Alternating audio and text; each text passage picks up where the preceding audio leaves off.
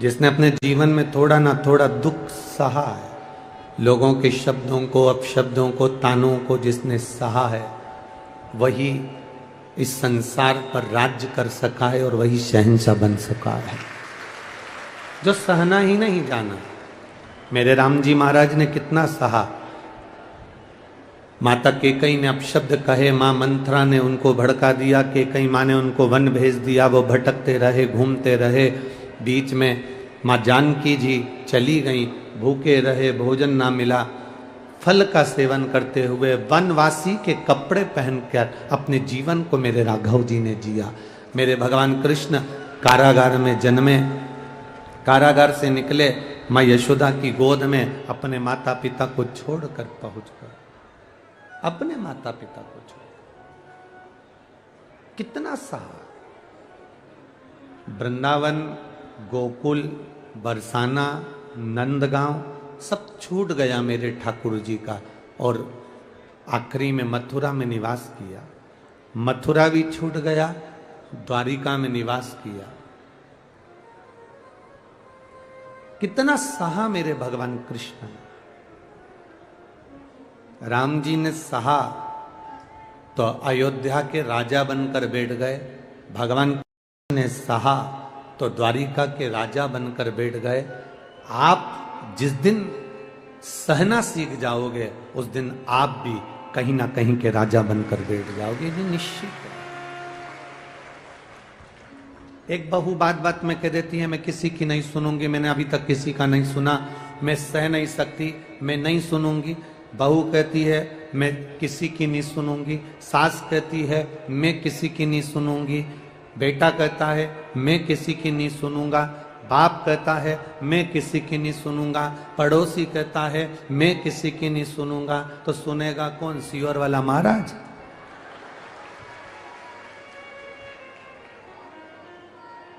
ना सास सुनने को तैयार है, ना बहू सुनने को तैयार।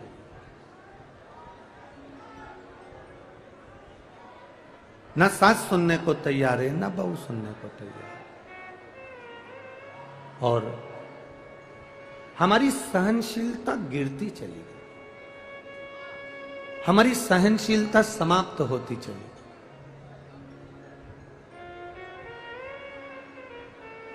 हमारी सहनशीलता नीचे की ओर जाती चली गई। हम वैभव में तो बढ़ गए हैं, हम सत्ता में तो बढ़ गए हैं, हम धन में तो बढ़ गए हैं, पर हमारी सहनशीलता घटती चली गई। कोई ने कुछ बोला और आपको क्रोध आया, किसी ने कुछ बोला और आपको अपशब्द सुनते से ही क्रोध आ गया, ये आपकी सहनशीलता दबी है।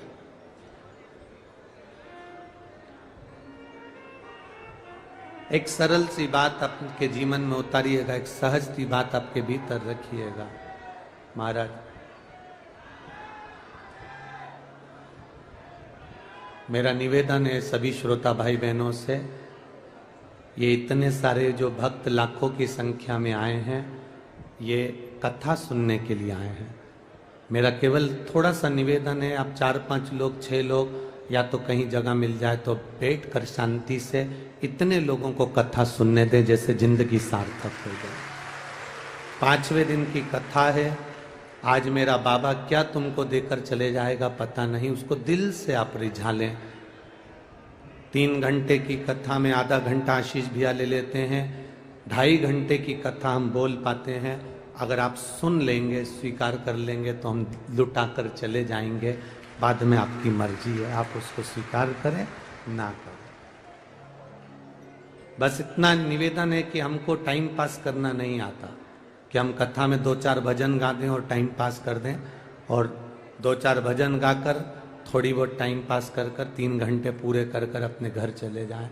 आप लोग इतनी दूर दूर से हजारों रुपए खर्च कर आते हो, आपकी इस झोली में मेरा भोलेनाथ कुछ देकर भेज दे, बस इतनी कामना हम बाबा से करते हैं। आप जितने शांति से कथा का आनंद लेंगे, उतनी जिंदगी की सार्थकता है, उतना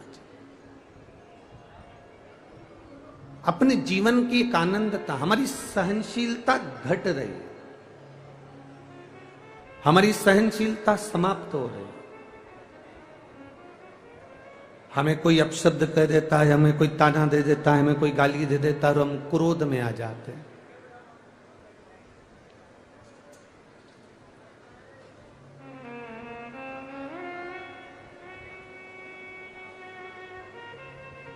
एक सरल सा विषय आपके भीतर मेरे शिव जी से सीखिएगा, मेरे शंकर भगवान से एक सरल सा विषय आप अपने जीवन में सीखिएगा। मेरे भोलेनाथ जी से आप एक सरल सा विषय अपने जीवन में उतारिएगा। शंकर भगवान के जीवन में भी कष्ट कम नहीं थे। दुनिया को अमृत मिला और मेरे महादेव को विष मिला।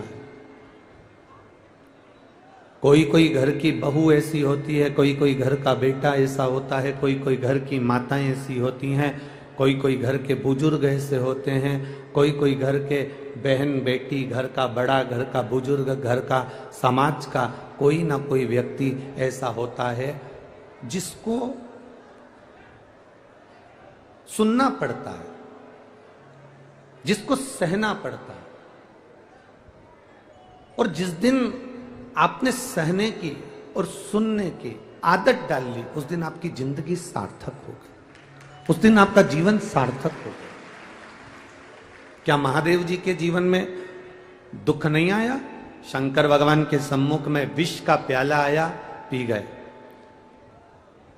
माता लक्ष्मी जी की माता जी मां ख्याति देवी, ख्याति देवी ने अपनी बेटी लक्ष्मी का विवाह शिवजी से करने का मन में ठाना। माता ख्याति देवी ने भगवान शंकर के साथ लक्ष्मी जी का विवाह करने का ठाना। तब जब विवाह करने का ठाना, तब देवादिदेव महादेव ने मना कर दिया कि मैं लक्ष्मी को अपने साथ नहीं रख सकता, क्योंकि लक्ष्मी नारायण के चरणों में ही अच्छी लगती है, इसलिए उनके पास है। मुझे लक्ष्मी नहीं चाहिए, लक्ष्मी नारायण के पास में रहे, ब्रह्माणी ब्रह्मा जी के पास में रहे, इंद्राणी इंद्र के पास में रहे। मुझे नहीं चाहिए ये।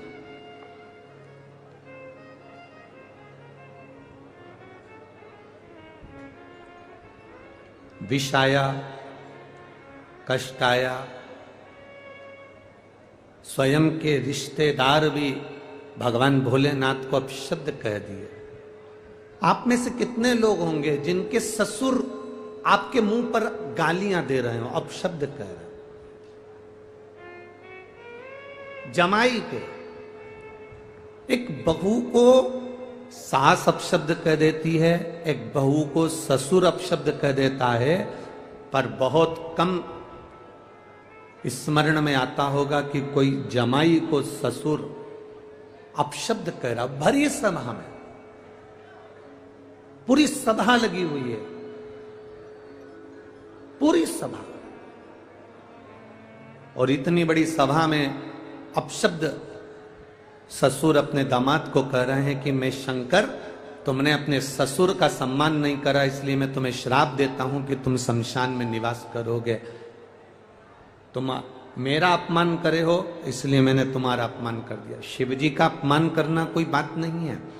शंकर भगवान कभी किसी का अपमान नहीं करे हैं, बस भोलेनाथ जी अपमान नहीं करे। शंकर भगवान तो अपने सुध में बैठे हुए थे, राम नाम में, कृष्ण नाम में मेरे महादेव ऐसे डूबे रहते हैं, नारायण के नाम में मेरे शंकर ऐसे डूबे रहते हैं कि उन्हें सुध भी नहीं रहती,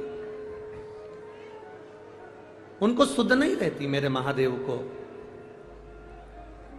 जो शंकर की आराधना में लगे रहने वाले हैं, जो शंकर की आराधना करने वाले हैं, जो शिव तत्व में डूबने वाले हैं, शंकर भगवान को एक लोटा जल चढ़ाने वाले, शंकर भगवान की भक्ति करने वाले, उनको नहीं मालूम सावन कब आता है और सावन कब चले जाता है, ये उनको अंदाजा लग नहीं पाता। कब सावन आ गया, कब सावन चले गया, ये नहीं मालूम। आप में भी कई माताएं ऐसी बैठी हैं, आप में भी कई भाई, कई बेटे, कई बेटियां ऐसी बैठी हैं जिनको ये भी नहीं मालूम पड़ा कि अधिक मास कब आ गया, कब चले गया।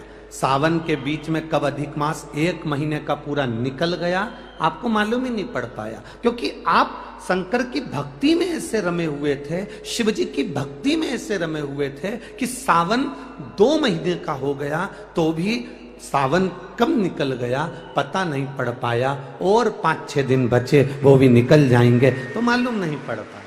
आपको जो भगवान की भक्ति में रमे हैं उन्हें मालूम नहीं पड़ता कि सावन कब आया और सावन कब चले गया, अधिक मास कब आया, अधिक मास कब चले गया। ये मालूम उसको पड़ता है जो भगवान की भक्ति में नहीं रमा। दुख किसको मालूम पड़ता है, कष्ट किसको मालूम पड़ता है, जो उसको महसूस कर रहा है। जो लोग कहते हैं ना मैं बड़ा दुखी हूं महाराज जी, बहुत कष्ट है मेरी जिंदगी में, बहुत तकलीफ है मेरी जिंदगी में, मैं बड़ा दुखी हूं महाराज जी, गुरु जी मैं बड़ा दुखी हूं, मैं बड़ा दुखी हूं, मैं बड़ा कष्ट में हूं, मुझे बड़ा दुख है। जो बार बार कहते हैं कि मेरी जिंदगी में बड़ा दुख है, मेरी जिंदगी में बड़ा कष्ट है, मेरी जिंदगी में बड़ा तकलीफ है। एक पत्र आया है, एक बहन ने लिखा है,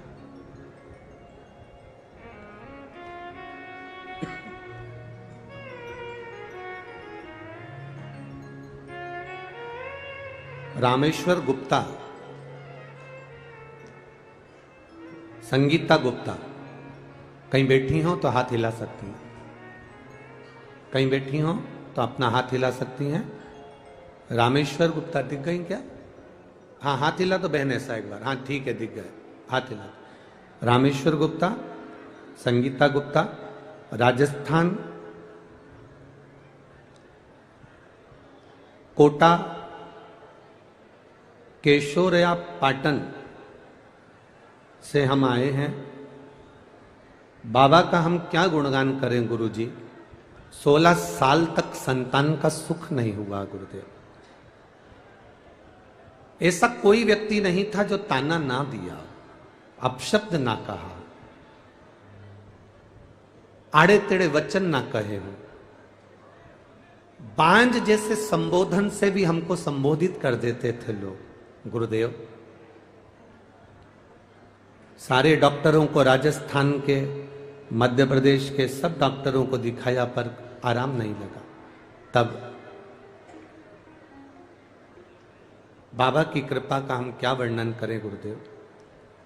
आपकी कथा श्रवण करी और बाबा की कृपा से, बाबा की दया से आपने जो सफेद आंकड़े की जड़ का प्रयोग बताया था और पशुपति व्रत बताया था, वो हमने कथा के अंतर्गत पंडाल में बैठकर सुनकर, कथा में तो हम रोज नहीं जा पाए पर हम एक दिन की कथा में केवल आखिरी दिन गए और हमने आखिरी दिन, आप कहते हो ना बाबा से जो मांगो बाबा वो देता है गुरुदेव, हमने पंडाल में बैठकर बाबा से केवल संतान मांगी और मेरे बाबा ने 16 साल के बाद मुझे संतान दी।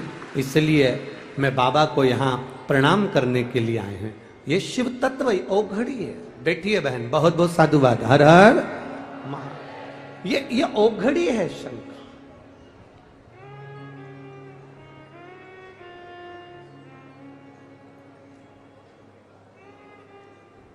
अरे तेरा ही दिया मैंने खाया पिया है, तेरा शुक्रिया है, तेरा शुक्रिया।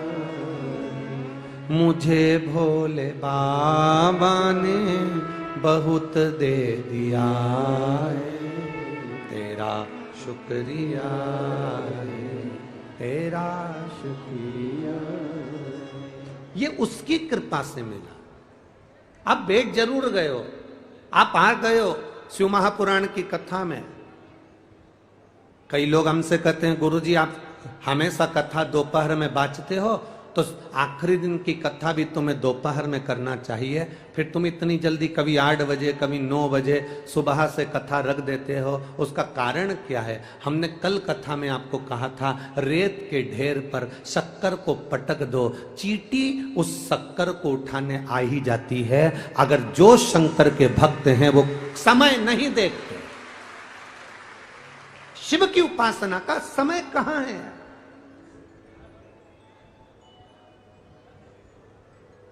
बहुत सारे मिलेंगे आपको ज्ञान देने वाले, बहुत ऊंचे ऊंचे पद पर बैठकर आपको ज्ञान देंगे वो लोग, और कहेंगे शंकर की पूजन इस टाइम करना चाहिए, शंकर की आराधना इस समय करना चाहिए, शंकर को भगवान का भजन इस समय करना चाहिए, शंकर के मंदिर इस समय जाना चाहिए, शंकर का गुणगान इस समय करना चाहिए, शंकर का भजन इस समय करना चाहिए। बहुत सारे, जब तुम टीवी खोलोगे तब तुम्हें कोई ज्ञान देने वाला मिल जाएगा कि शंकर के मंदिर में पूजन का समय ये है, शंकर के मंदिर में आराधना का समय ये है, शंकर के मंदिर में पूजन का समय ये है। जब टीवी खोलोगे नए नए लोग तुमको ज्ञान देने के लिए आ जाएंगे, जो तुमको ज्ञान दे कि शंकर की पूजन का ये समय है, उनसे कहना शंकर का नाम महाकाल है, काल आने का समय बता दो तो महाकाल की पूजन का भी समय निश्चित हो सकता है। मरने का कोई समय नहीं होता। मौत नहीं देखती कि तू सुबह मर रहा है कि शाम को मर रहा है, मौत नहीं देखती कि तू दिन को मर रहा है कि रात को मर रहा है, मौत नहीं देखती कि तू 11 बजे मर रहा है कि 12 बजे मर रहा है, मौत नहीं देखती कि तू सुबह 4 बजे मर रहा है कि रात्रि के 3 बजे मर रहा है। जब मौत का समय नहीं है तो मेरे महाकाल के भजन का भी कोई समय नहीं है, मेरे शिव के भजन का कोई समय नहीं है। बहुत सारे ज्ञान देने वाले, बहुत सारे आपको मिलेंगे जो दिन भर बैठकर बस यही बात करते रहेंगे, इतनी बजे मंदिर जाना चाहिए, इतनी बजे पूजन करना चाहिए, इतनी बजे आराधना करना चाहिए, इतनी बजे जल चढ़ाना चाहिए। सियोर वाले महाराज ने तो हर कभी लोगों को मंदिर भेज दिया। जो कह दे कि मौत का समय होता है तो हम भी कह देंगे कि मंदिर जाने का समय होता है। जब दिल करे तब महादेव का भजन करिए। जो कह दे कि मरने का समय निश्चित है, मृत्यु का समय निश्चित है कि ये सुबह 4 बजे मरेगा, ये 3 बजे मरेगा, ये 5 बजे मरेगा, तो हम भी कह देंगे कि मंदिर जाने का समय ये है। भगवान के भजन का, भगवान को पूजने का, भगवान की आराधना का, शंकर की स्तुति का और भगवान के मंत्र जाप का कोई समय नहीं होता। जब तुम्हारी मर्जी पड़े तब भजन करो।